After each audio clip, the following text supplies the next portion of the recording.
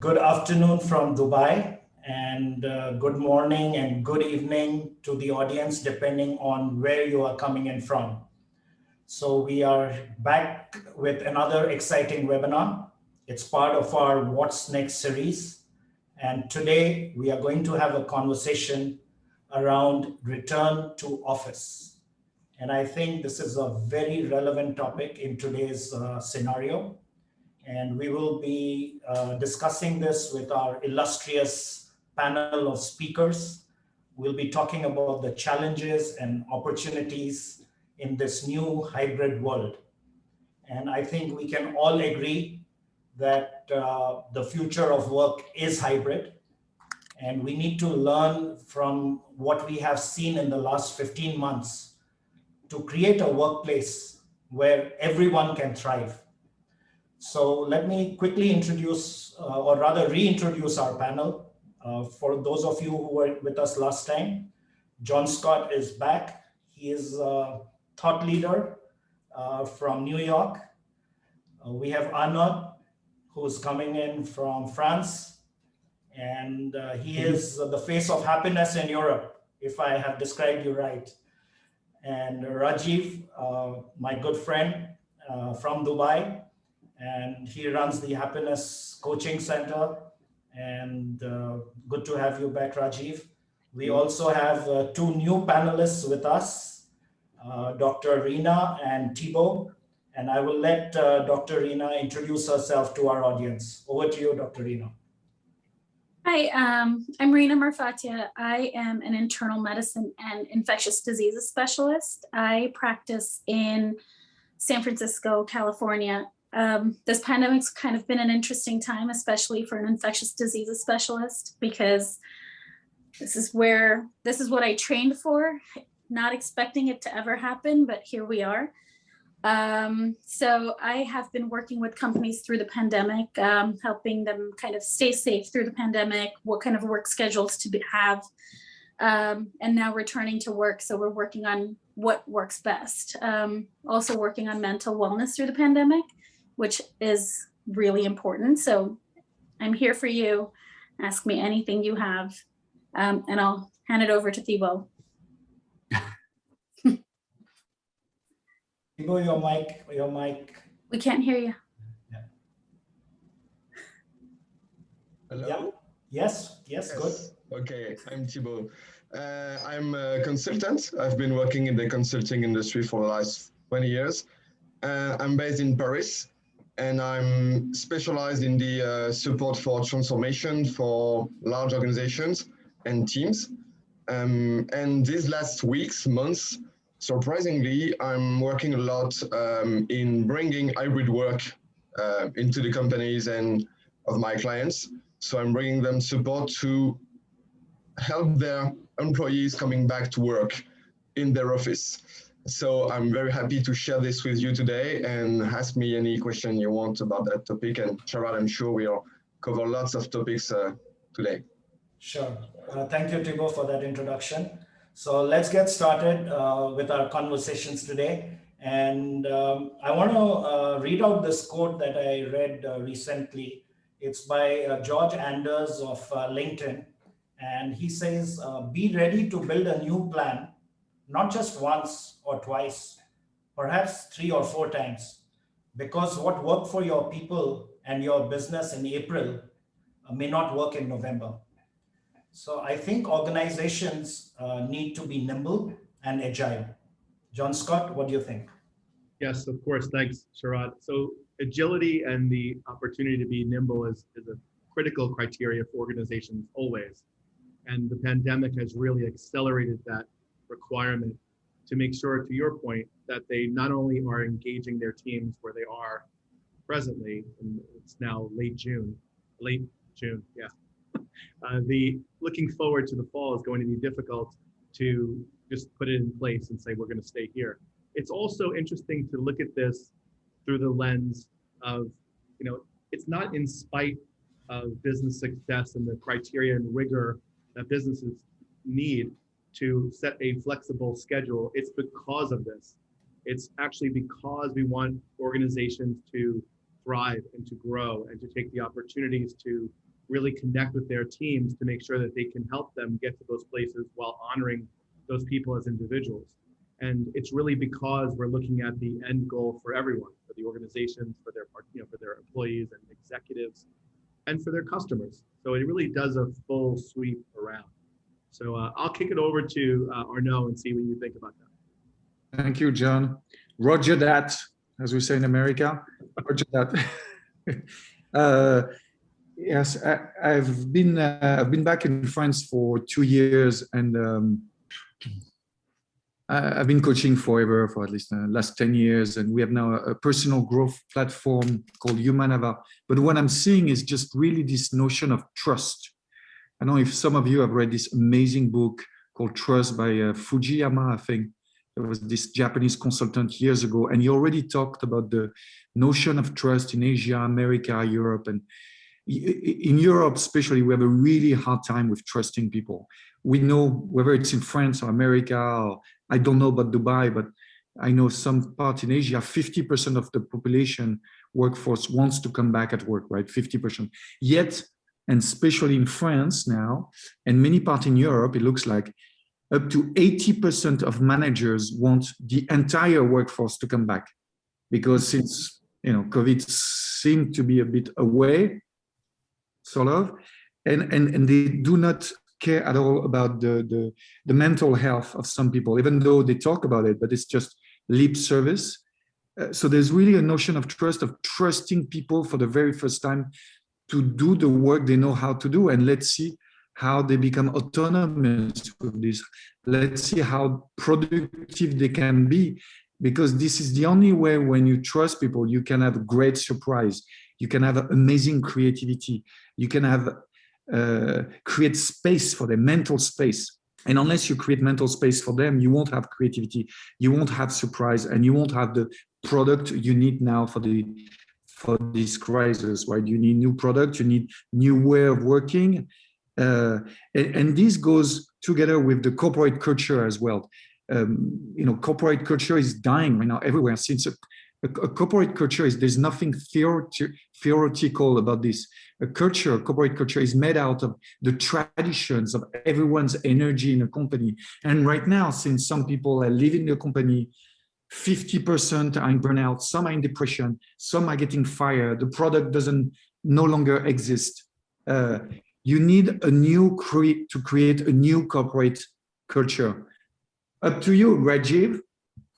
I love this. This conversation is really up my alley, because we talk about flexibility. Now moving to culture and let's look at it from a different way. I love what you're saying, Anna. Absolutely agree. There's so much that needs to be done. We look at corporate culture, and I always think that we as organizations, and I want to take a second to recognize that organizations all over are trying their best to adapt, right? I mean, this has just come on to everyone. It's not like everyone came with a manual, right? So they're trying to figure this out. Your point on autonomy was brilliant, because autonomy, one of the articles I read today on autonomy was that people who have worked from home, they found the productivity had actually gone up, surprisingly. Now, it depends on which article you read and what, right? So there's all kinds of information coming out to all of us. And depending on your industry, you'll have something that you resonate with, some may not. But yes, there is definitely a culture that is changing. There is a culture that is evolving. A lot of people are coming back to work at certain stages. As we're seeing, return to office is not straightforward. It's not everyone's headed back, but there's going to be different transitions. So flexibility is really, really imperative right now. And when we talk about culture, it's really first and foremost, and I know John Scott and I have spoken about this, is how do we take pulse? Where are we? It's a living entity. We cannot think of culture as something that those words on the wall, 100% agree on now. The minute that we look at a culture as stagnant, we're dropping the ball. What we need to really understand is we can use it in our favor when we take its pulse and understand it's a living culture, right? I'm going to jump in and address some of the questions. So we have some word that things are different in Germany. They're still working remotely. There's not as much of a return to the office push. And also Antonio mentioned, hey Antonio, that the World Economic Forum said that 40% or so are thinking about quitting or changing jobs. And we think that a big wave of quitting is going to happen, and how to deal with it. So I'll just say, I think everyone, and it's very funny because the C-suite people I've been speaking to who are running these return to office programs have all quietly, not all, excuse me, several have quietly said, you know, if something came up near my house, I would be looking at it too. So it's a very interesting swirl. Even the C-suite is looking at their convenience, their mental health, their ways of working. To go back to Arnaud's point, trust is a huge issue. I would think that at this point, I'll kick it over to Thibaut. I would think at this point, after a year plus of remote work, that there would be some evidence-based thoughts about trust and about this. And I'll also ask Thibaut when you're done to kick it over to Rena to get into the mental health aspects as well. Yeah, I mean, that's very surprising because it's been a year that we are working remotely, and I don't know one single company that has been bankrupt because of this. And mainly all my clients have kept their performance high.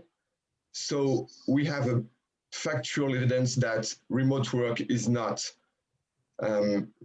working against the performance. But at the same time, I'm not sure it's a question of trust. If you say that a manager can't manage his people physically, I mean, not physically, you know, what is his purpose at that moment? If he doesn't meet his colleagues and employees once a week or twice a week, what is his job? So it's maybe a question of identity for the managers to have their teams with them. And the question that I've raised for my clients is, how do you try to reconciliate the needs of the organization and the needs and will of your employees, even if they are managers? Because sometimes I can be more efficient home for some tasks, but for some other tasks, I will be much more efficient with my colleagues at my office. So somewhere is trying to design and put in place a process that will allow to reconciliate those two aspects. But I'm sure that, Rena, you had some patients that have been in very difficult places because of remote work or being too much at work in the office. So there's a combination, especially where I am. I'm in the Bay Area. We have a lot of corporations, a lot of companies that are actually tech companies. So, and the current tech company layout is like an open layout. It's like a giant room. Everyone's sharing a desk. It's not necessarily the best layout for a pandemic. However, when we were working pre-pandemic, this same layout used to cause anxiety for certain people because they feel like they're constantly under the microscope. They're around a lot of people. On the flip side, there are other people who thrived on this because they were extroverts. They had that instant input from colleagues. They had people around them. So it was great. Now the pandemic comes and the people who are thriving are having trouble because now they're isolated and they're at home. And the people who didn't like this or found it too loud or too busy all the time were thriving. So having a balance really helps both groups of people, because those who thrive in that environment can go and work in that environment, have that feedback that they're looking for, which they thrive on. And those who work well at home can continue doing that. The challenge sometimes, I feel, like you said, is for managers, right?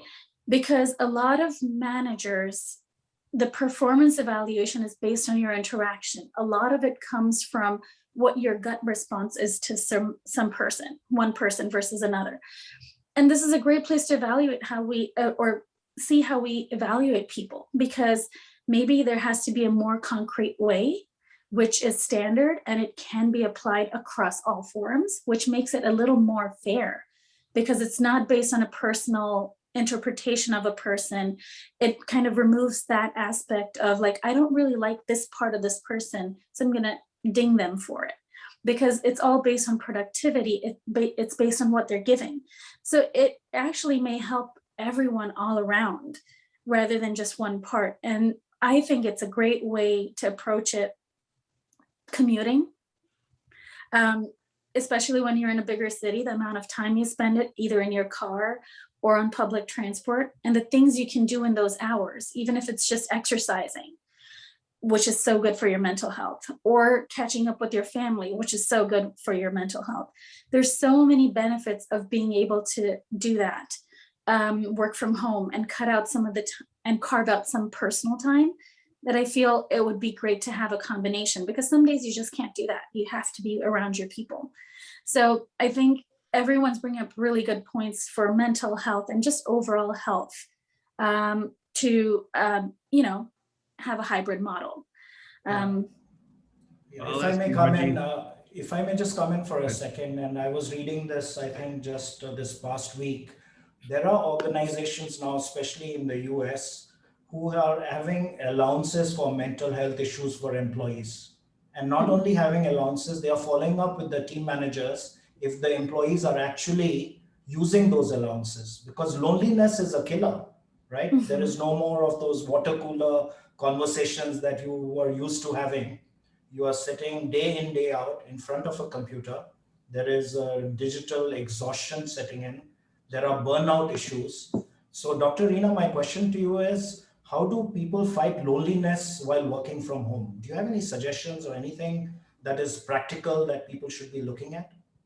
So there are several things. I feel like a lot of times the amount of time we spend at work prevents us from forming community around us. So I think it's really important to try to get to know the people you're living with. If you live in an apartment, try to know your neighbors. If you live in a neighborhood, try to know your neighbors. For example, and this is a personal example, just today, I am visiting my sister and I know no one over here. And I needed someone to watch my kids so that I could do this. And guess who's doing it? A neighbor. Because that's what you're trying to do. You're trying to develop community where you live. You want to frequent those restaurants, maybe not the ones at work. I come from a very privileged kind of company culture, right? When you're at Google or you're at Twitter, any of those big companies, Facebook, you name it, they're all here. You get to eat at work. You get to go to the gym at work. You get to actually do your laundry at work.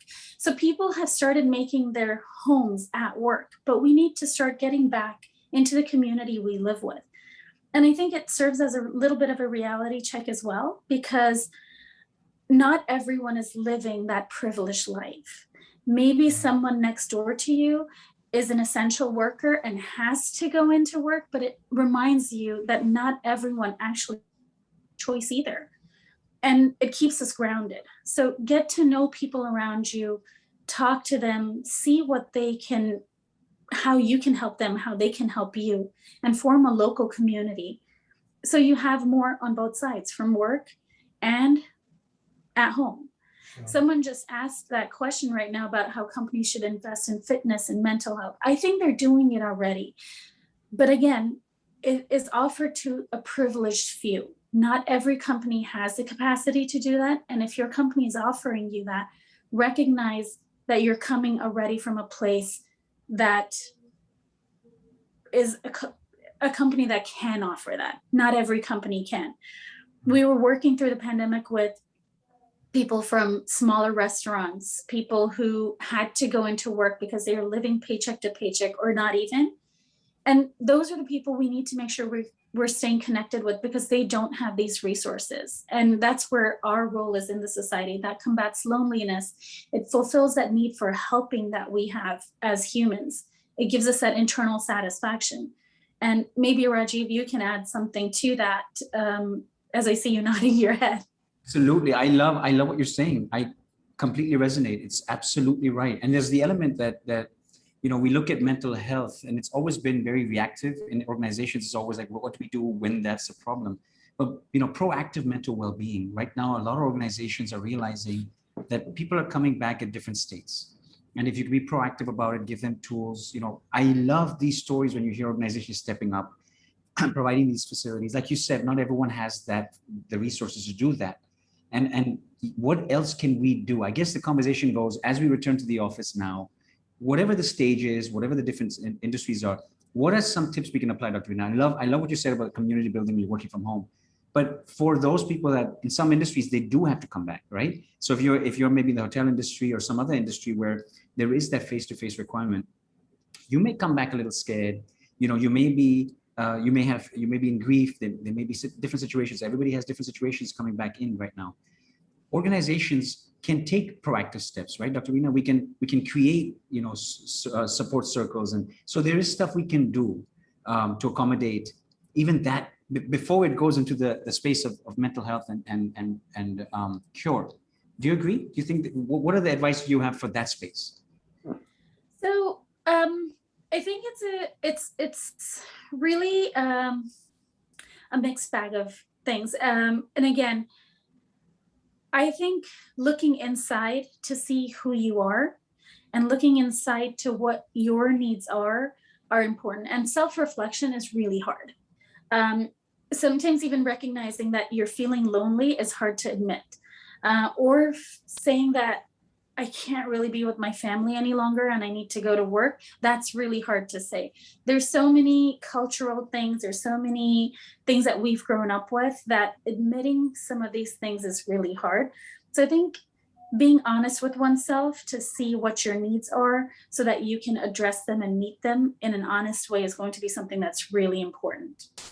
It's funny, Irina, you just reminded me, it goes back to the original point about being nimble and evolutionary in leadership, because I can say, for just as an example, Irina was in the office. She was like the 7 a.m. to 10 o'clock. We'd see her in the office constantly. She was just driving, all the time. She never took a day off. She never. And now you've had this, transformation like everyone in the world has had over the last 16, 18 months to say, okay, like, let me reassess what's important to me, my priorities, how I work, how I'm productive. And it really goes into that point where I want to really have the dialogue with my clients about the fact that mental health and paying attention to your employees is a smart business move, period. It's something that I think some C-suite executives will hear and they tune out when you start talking about mental health and well-being. They think it's like, yoga class at lunch.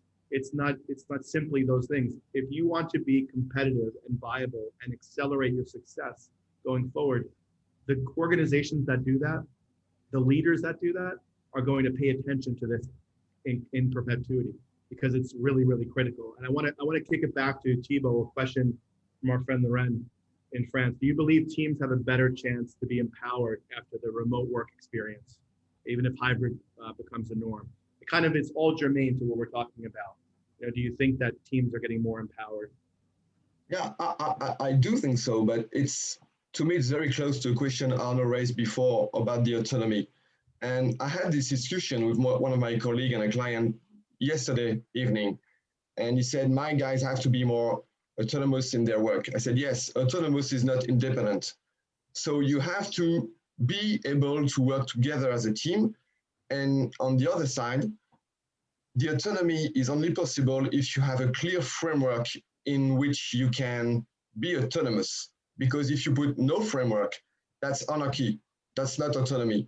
So here again, it's a matter of balance, I think, between the freedom you give to your employees, teammates, people, and the framework, the guidelines you give them, just to be sure that everybody is working in the same goal, the same direction. Because at the end of the day, if the company is not able to be performant, to be good enough, everybody lose. So we need to find the right balance to help our clients being more performant and be more successful, and also be good employers and give them employees an acceptable, a correct, a desired balance, work-life balance, because I think it's all about that word. Balance is very important to me.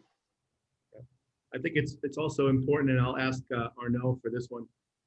Have you seen organizations where I just talked about the changes that employees have felt? Have you seen organizational leadership shifting? And if so, how have they shifted in this regard? For me, I always come back to, I think, I think it's all linked for me: the risk, the autonomy, the give people the power, and experimenting, as you say. One of you, I think it was Shard, when you start the webinar, we're gonna have to change, and so many things we've done that worked somewhere is not gonna work again. And I mean, I was a pioneer in the world in in creating and training chief happiness officer, right? People not responsible, but able to change happiness at work. And I've done that across the world. And the only time it doesn't work, every time there's a chief happiness officer in a company, it's because someone tried to implement too much framework, too much structure, too much KPI, doesn't work. All my CHO that works, whether they're in New York, they're in Paris, the American, Latin America, it's because they agree, the manager, the CEO, to have some leeway to experiment. And it's for me, it's all close. It's all linked. Autonomy, the risk, to experiment. We're in the world, we have to experiment. So we have to be creative. And a creative guy experiment. He doesn't have an idea of just sitting on a desk for 2 hours. Give me a product. No, he's trying thing, he's incubating thing. And then he comes up with a product. And now all of us, which is hard for many corporate people, all of us need to be artists in some way, to let free, to experiment. So I understand it's tough for CEOs and managers. I understand it's tough. They're not going to have a performance as they want, maybe in 6 months, 1 year. But guess what? As you said, Thibaut, it's going to stay there. I mean, people are they're going to have to get used to it's a, and experiment. I mean, I was just in the world of events where I'm coming from. I've done a lot of events. Some of my friends, bankrupt in France a few months ago. Some of them kept going. Some just put aside. I used to organize big events. I put aside. One of my friends, she kept going. She raised money. She did one of the biggest events in Paris. Nobody came. Nobody came. There was 150 booths. 300 corporate were ready to sell. Almost no one came. She didn't want to adapt. She didn't want to do a smaller event. She's like, I'm going to keep going. I'm going to make this event. I believe. I'm a corporate. I need revenue, Arnaud. I said, just moving on. You're not, you have enough money to pay your rent. It's okay. You're not going to make revenue this year. You keep, and some people, I see so many corporations just keep pushing. No, it's going to work. And I had 3 friends calling me today in Europe, canceling the event. 3 friends, not enough. And at least it's good they're doing now before losing too much money and having everyone mad to them. I mean, people were shouting at the end of the event, shouting at each other. I lost money. Why? You told us a lot of thousands of people were going to come. And I see that, just experiment, accept to be small. We're in a reinvention. And every time we reinvent ourselves, I've done it 15 times. There is sacrifice to be made, either financially, morally, for your family, sacrifice. And as long as CEO doesn't understand this, but to your point, Rina, I love what you said. And a friend of mine reminded me of this yesterday. 80%, and I'm sure you think the same, right? You heard the same. 80% of people are not self-aware already. They're not self-aware. They're not conscious of what they do, of the rhythm, of what they think, of how they act with themselves and people. So what can you expect from those people? They have to take management decision in terms of crisis, and they're not already aware of their rhythm. For the very first time this year, some in France, but it could have been, I guess, anywhere in the world, some CEO asked me to do private coaching on empathy, on emotional intelligence. And I'm not an emotional intelligence expert. I work with it, but there's much more expert than me. I'm not the expert. And yet they say, we need to understand how we deal. I can't deal with my employee. They're not good at home. They don't know what to do. I don't want to take the time with them. I have no idea. I'm not a psychologist. Say, well, you're going to have to do it, at least with your top manager. And your top manager, they're going to have to do with the people under. What you're talking about is a really big epidemic of finite thinking. And there's countless examples of this. Steve Jobs, after Apple 1 and 2, went to, believe it or not, Xerox Innovation Lab in the late 70s and figured out that he had to trash the entire investment in human capital, money, research, and rework it based on things he saw there, like the cursor and the mouse, and reinvented the Apple computer system and revolutionized it. But the people in the short term, the people on Wall Street were freaking out because they knew, to your point, that it was going to take a hit. And that's an inherent risk that organizations and leaders are really reluctant to take. I'll ask someone to jump in. Yeah, if I may just go into our chat, because Melvis has put in a long comment. He's not asking a question, but he's sharing his real life experience here of how he got stuck in India for 8 months during COVID time, because there was a complete lockdown, right, in Mumbai, and no flights in and out. So 8 months, how he survived without family. He lived on his own, and it was so difficult. And he eventually got back to reunite with his family in Dubai. And so I think these are some real world experiences, right, that a lot of us have gone through. And it's, I think, the basic instinct of survival that kicks in and keeps us going. And we just have to be, I guess, like a dynamo, self-motivated, because you don't always have a support system around you. And that's a good story, Melvis. Thanks for sharing. And it's good to know you are reunited with your family, and I hope everything works out well for you. So thank you for posting that on the chat. Yeah, coming back to maybe I go to John Scott again, and I think John Scott, coming back to how organizations need to get real, I think leaders have to have an employee first strategy. Yeah, and it's a real wake-up call for leaders, right? It really is, because I think that, and I'll kick it over to the group in a sec. I think that looking at things employee first, again, leaders see that as compromising their ability to control and direct the vision of organizations. But, and I say the but really specifically, and I can hear Lorraine laughing from France with this, but the organizations and leaders that thrive and succeed will absolutely have to look at the holistic view of their organization in ways they never did before. So it's absolutely critical, because what's happening now, to your point earlier, is organizational leaders are saying, well, I need to get everyone back. We need to get everyone ramped up again.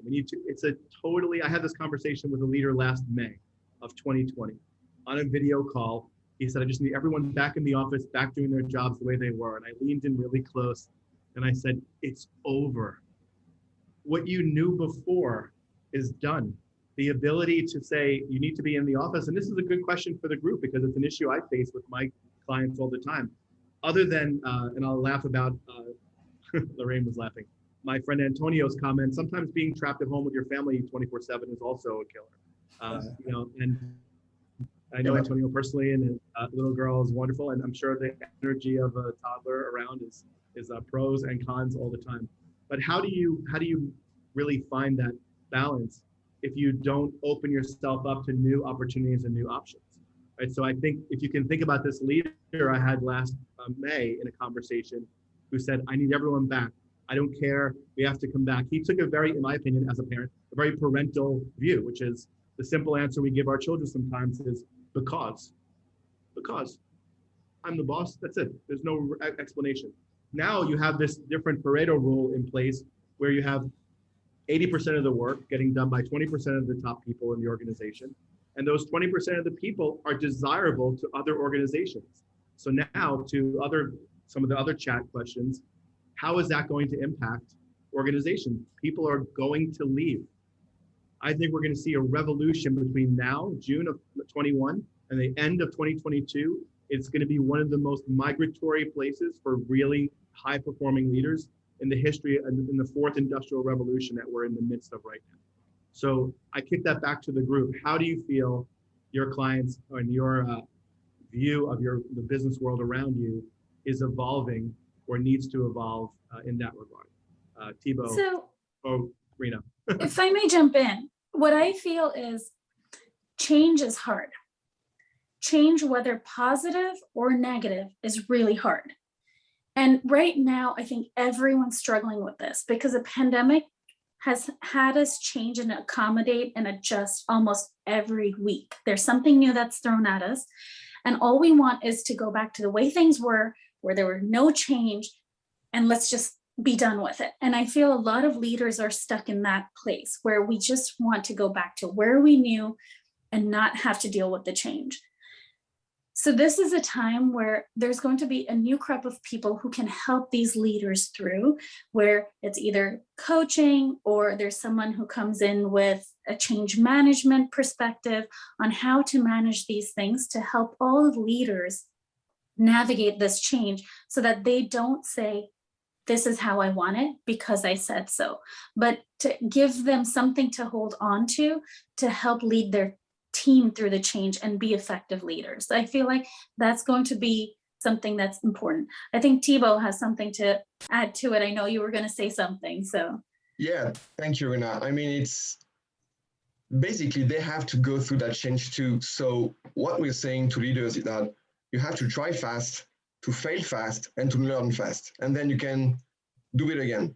And then you will be adaptable. But something very, very, very strange, weird during the lockdown in Paris.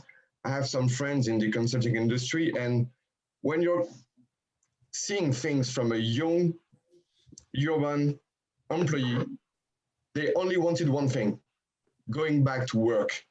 And my friend was struggling of having too much people in the office because the young guys and ladies of his company just wanted one thing, being together as groups, because they were suffering a lot, isolated in small flats in Paris. So they wanted to just join and gather and be together. So, and there was a study released a few days ago in France showing that very clearly. It depends of your role in the company. The higher you are, the more comfortable you are working from home.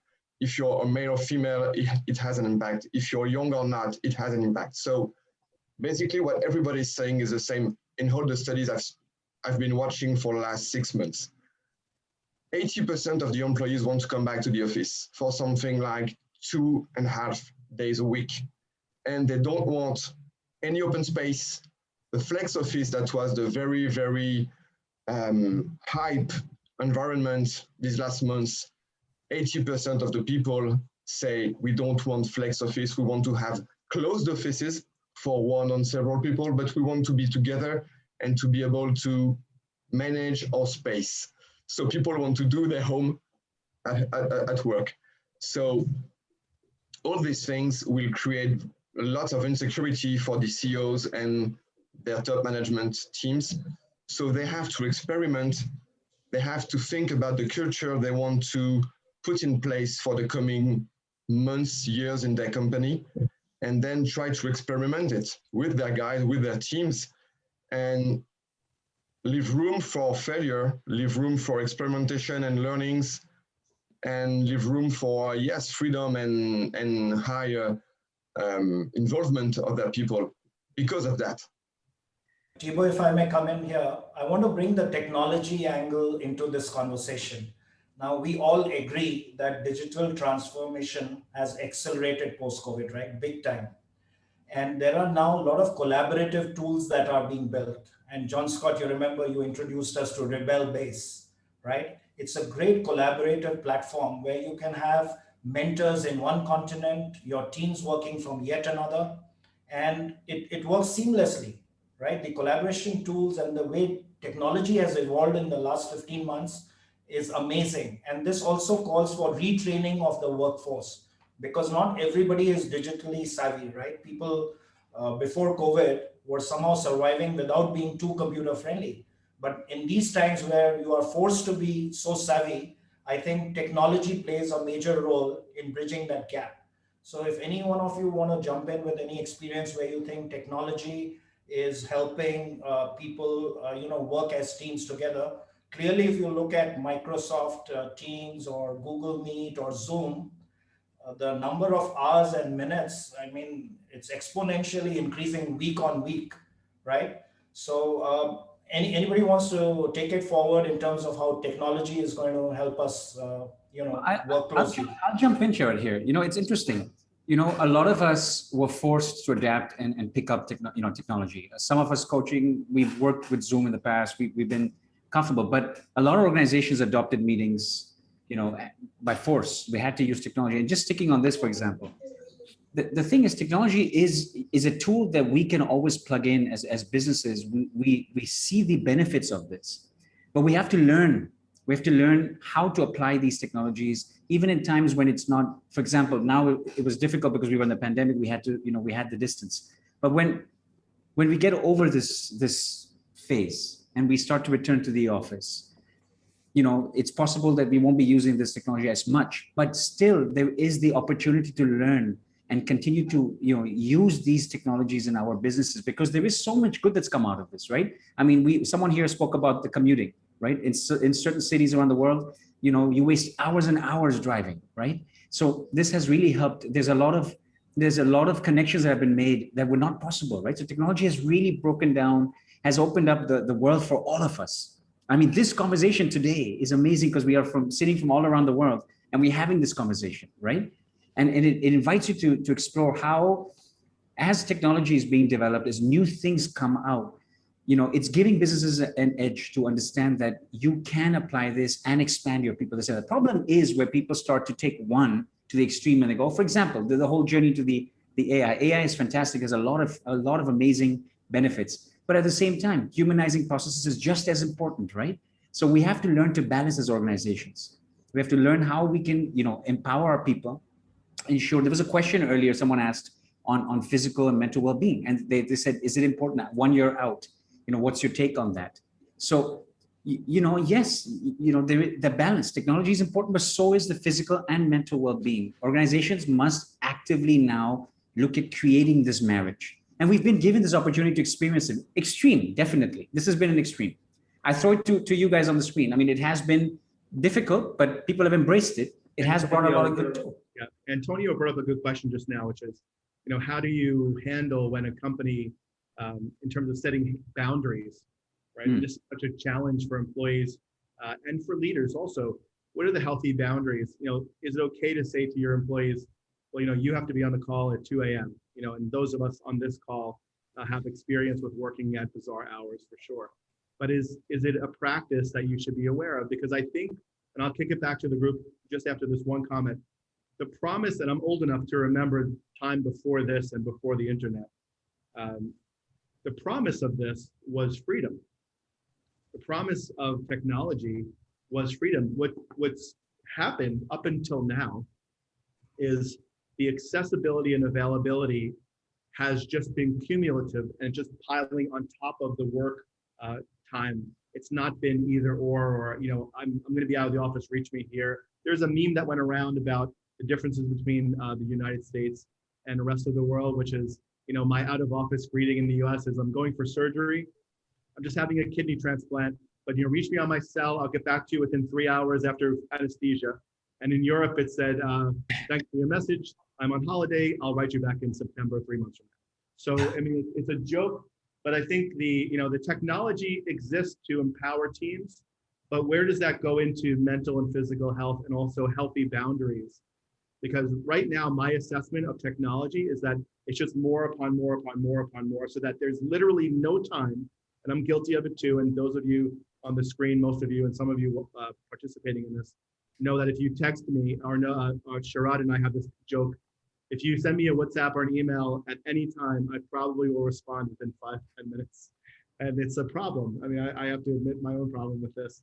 So what's the group think about this in terms of setting boundaries? And just a question, John, you are in Dubai now, right? No, I'm in New York. Are you in New York? Okay, so I'll just try around 2 a.m. your time. I just want to try. Right.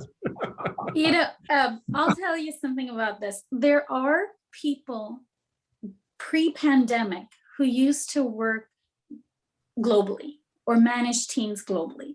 And I think when we're talking about a hybrid, it's very unlikely. There are very few circumstances in which you're going to have a team that is spread out over very different time zones, where someone's going to be available at 2 a.m. and it's actually your 2 a.m. And if this is a situation, it's most likely because that is your job. You are in global services, or you're providing some kind of a global service. So that kind of comes with the job. In this situation, what I've seen people do is managers and leaders get creative. Is like, one time I'm inconvenienced, the next time another team member is inconvenienced. So it's a fair system, because we know that all of us are in it together, and your team is just like that. It's going to be very unlikely that a company that operates mainly in New York and all the employees are in New York are going to have something that's going to be in a very different time setting. So if, for example, I were still home, it would have been a 7 a.m. call for me. Instead, it's a 10 a.m. call for me. And that's a minor difference for me, but it's because I travel. So it's my inconvenience. It's not for the company to absorb. So just remember that not everything is for the company to do. Some of it is because we've put ourselves in that situation, and keep it real. Like, keep evaluating it from both sides. And the flip side of that, which is interesting, Rena, is I know that I've talked to leaders and clients of mine I coach personally who said, I don't understand. I tried to get Rena on the phone and I know she's home. This was during major lockdowns, right? I know she's home, but she didn't answer the call. So I thought for my second, I'm like, oh, okay, well, I presumed it was during business time. I said, what time did you call her? And he goes, oh, I called it. It was like 10:30 on Sunday night, but I know she's home. And I was like, whoa, what are you doing? So I think that it's a dialogue, right? It's an important dialogue to have happen. And I think that hopefully leaders have had their flirt with this as well, where they've been inconvenienced or at least tried to pass that around a bit so that it's not always one side.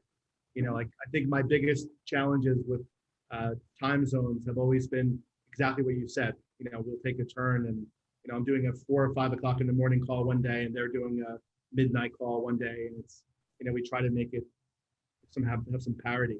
But I think it's communication. It goes back to that piece, right? What do you think, Arnaud?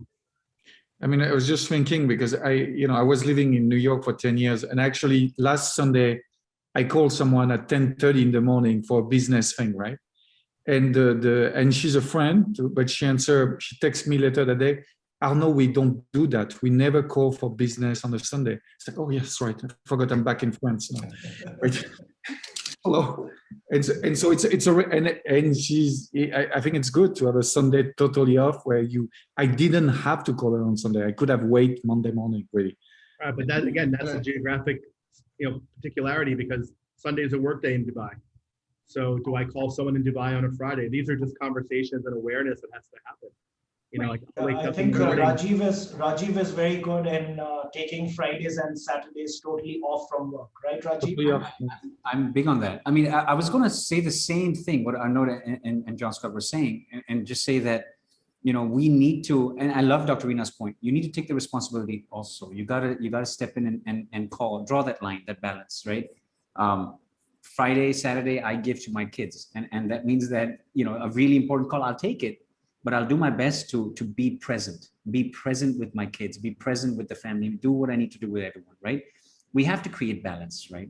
And we have to be proactively doing that all the time, even as business leaders, right? Even as organizations, is being present in the moment and seeing, there was a point that you guys made earlier, I didn't want to interrupt it, but it was really, really important, was meet your teams where they are also. Come and meet them, take stock of where you are. It all starts with taking stock, guys. We want to implement. I love the proposals of experimenting, taking risks, of course, but it starts with taking stock. See where you are, meet people where they are also, identify what is working, what isn't working, right? I don't think this is going to be a time where one shoe is going to fit all industries, right? There has to, the key word, John Scott, you nailed at the very beginning, was flexibility and adaptability, right? And in this journey of experimentation, as we take stock and see what's working, what isn't working, we're going to learn.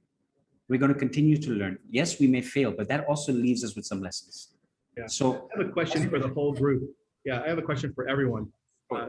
How do you propose to address organizations and leaders that say, it's over, I need everybody back, and how, what's your reflex in that when you have a person or you have a team who shown and demonstrated, it's not even a trust issue to some degree now, because they've had this time to demonstrate whether or not they have risen to or adapted to or both the occasion to do their job well. So how do you take, I'm curious truly, and I'll stop after this, how do you take a person who has performed at a high level and now is required to be back in the office, and their reflex is, well, why can't I just keep doing this? If it works John for me. Scott, if Yes. I may come in, there are enough studies by Deloitte and McKinsey which say clearly that employees are going to dictate the terms from here on. And if organizations are not willing to adapt to their requirements, they are going to leave, period. Right? So I don't think leaders have a choice on this. It has to be employee first all the way. And if you look at maybe 3 years hence, let's not only discuss the present scenario, right? Let's look into 3 years later or 5 years later, perhaps.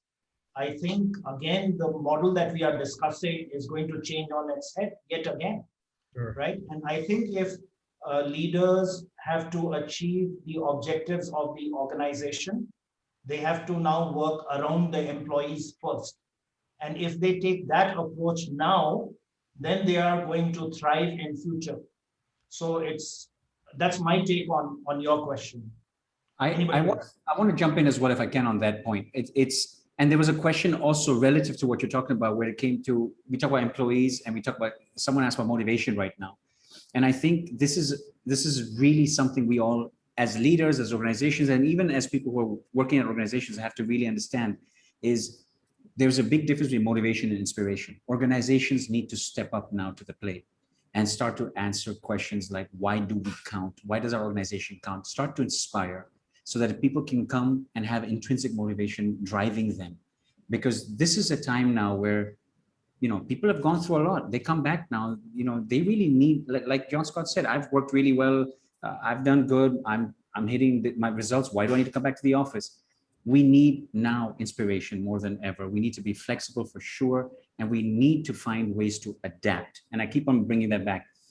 Inspiration is going to be gold in the next 3 years. So you're going to see that companies that inspire are going to be skyrocketing. There's that quote I saw. Yeah, that quote I saw, which said, if you have to have your employees physically in the office all day, every day to get things done, you don't have an employee engagement issue. You have a leadership issue. And that's so true. So true. I'd like to jump in here a little bit, talking about leadership. Is one of the things they need to also look back and think about is how hard they have worked on getting a diverse workplace where there's enough women, there's all these people from communities that don't have the right kind of support, and they're going to be the ones that are hurt the most if we make it a very rigid schedule. And so all the progress that you've made in making sure that you are having a diverse workplace, accommodating all these people with different needs, you're going to lose that progress you've made. So you want to try to make sure that you're taking into consideration all these things when you make it. I can do certain things that I couldn't before because I'm at home, and in between my meetings, I can attend to my kids. And they're taken care of, and I can still do that. Parents especially, and not just moms, parents especially are going to feel a real pain when we take away this flexibility. The amount of time they used to get with their kids, the amount of time that they're able to kind of spend in a quality way is going to be taken away. People who don't have the community support where they can have affordable healthcare, or not healthcare, childcare, they're going to suffer. So you want to make sure that you are able to support your employees to the fullest extent, and you don't lose out on the diversity that they have worked so hard on getting. Do you want to come in? Yeah. I was thinking about your question, John Scott, and I must say I am quite embarrassed. I don't know what I would say to leaders saying, I want my people come back 5 days a week, because at the end of the day, if he's the CEO, he's the boss, it's his will, well, try it and you'll see. And as Sharad said, history will tell you if you were right or not. And it's somewhere about the question we have on the on Zoom, but is giving employee gym access or some benefits like this a good thing for companies? My personal point of view is I don't care. It depends of the rest of the culture. I mean, if you give access to a gym as a company, but you have a very hard culture and you have managers pushing the limits every day and pushing the limits every night with the employees, I don't care about the gym. Be a little bit softer with your employees and forget the gym. So there again, it's about the global aspect of your culture and the balance between being focused on work and sometimes working hard and giving people space and rooms for freedom and flexibility and personal life. And so, but to me, and I love what you said, Rina, before about responsibility, to me, it comes with autonomy. And what we're doing, we are inviting our clients, employees to think about free chairs when they want to think about the way they want to work. Think as if you were sitting in three chairs, one after the other one. What are the company needs? First chair, the chair of the company. What are the needs of your company or organization? What does it needs to be performant, to be successful? Then think about the chair of your team. How do you work as a team if you never met? There is no culture in a company if nobody meets anybody anytime. So think about the needs of your team and then think about your needs, the way you love to work, the things you need to be efficient. And then you can try to make a decision towards your choices of work and discuss these choices with your colleagues and your manager. So this is the way we do things with our clients. And because I think you can't ask for lots of freedom and autonomy and not being responsible of your results at the end of the day. So there again, it's a matter of balance, I think. Thibaut, I would add 2 words to that. I agree absolutely. There's accountability that goes with the autonomy. Are you accountable? And 2, united results. Are you working towards the same results? Are you delivering? So as long as those are the 2 that are coming to the table and you can trust your team, you're moving in the right direction. And that's, managers need to start realizing that that's where the plan can come from. But it depends on what you are calling results, because if you put in the results the fact that you are contributing to your company culture life, to your company culture evolution, you have to be at work some days. You have to contribute effectively, being there with your colleagues and making the culture real and alive. So it depends on what you put behind the results. But yes, I think you have to deliver some things to be allowed to ask things. And one thing I would do is reframe the way we speak. We're not failing, we're learning. It is an experience. When it doesn't work, you learn from it and you re-implement what changes into something that works. That's how everything works.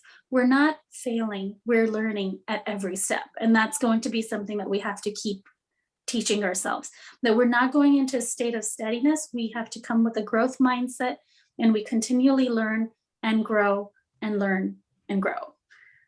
I think on that happy note, Rina, it's almost 60 minutes since we started, and time just flies, right, when you're having fun. So allow me, or I will give the panel maybe 30 seconds to 1 minute on your closing thoughts on the topic. We'll start with Arnaud. Trust, autonomy, love more others next to you at work. Find a passion, find whatever whatever you can connect to them, and think of vision. You know, Colonel Stockdale, for any of you that read Colonel Stockdale words on resilience, he said you must never mistake 2 different things: your vision that you're building, a beautiful, positive, global vision, and then the fact that you have to fight every single day just to stand up. And I love this thing, creating your vision and then do whatever you do to fight and stay on the ring every day. Thanks. And before I go to the next panelist, I have to go into the chat box one more time, because I was fortunate to meet Siobhan Riordan from the UK just day before. And she has come in with, I think, which will be a perfect closing line for our webinar.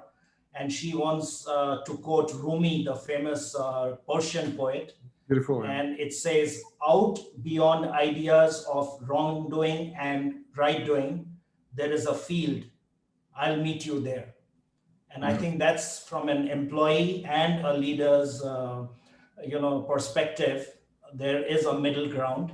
And I think that's very appropriate. So thank you, Siobhan, for highlighting that. Rajiv, you're next. Well, Closing points. yeah, I add to what Arnaud said, and I'd say, for organizations, this is a time really to look back into, your purpose, go back to being purpose-led, be kind, because this is a time when we all need that, open to learning, as what Dr. Reena said, bring that to the table. And more than anything, this is a time when we all must come together, right? We must come together as a world. Yes. This is an opportunity to do things better, right? So let's reset and let's take it forward. So John Scott, closing. I think that it's really simple. I think the closing statement I'll think about this is you have to be in. For those of you that know me, The Man in the Arena by Teddy Roosevelt is a quote that I try to live by every day. And basically the summary is getting involved, staying active, adapting to failures or learnings, as Arena appropriately framed it, and to get involved and stay involved. I think the challenges will accelerate if there's passivity and if there's a hands-off approach to let these things go back to the way they were. So stay involved. And I always ask, are you in? Are you in the arena? Are you making things happen and trying? So that's my final point on this. Thibaut. Yeah, I would say in France, we say to take some risks. And I prefer the American way of seeing things, take a chance. So I would say, think about your purpose and take the chance of trying something, find your way and do what you love and love what you do. Because at the end of the day, if you have to fight to get to your purpose, you have to love every single thing you do. So love what you do and life is better. Right. Reena, you have the last word. All right. Well, I would probably just say, be honest with yourself. Don't be afraid. It's uncertain times. It's okay to be afraid of anything and everything. Seek help when you need it, because that's what we're here for. Like, we want to help you get through this. It's uncertain times. And just remember, you're not alone in this. We're all in it together. We're all going through it. Someone's probably feeling it 100 times more than you, and someone's probably feeling it 10 times less than you, but we're all feeling it to a certain extent. So you're not alone. Just know that the world is with you. All right, great. So allow me to close. Thank you, Arnaud. Thank you, Rajiv. Thank you, John Scott. Thank you, Thibaut. Thank you, Reena.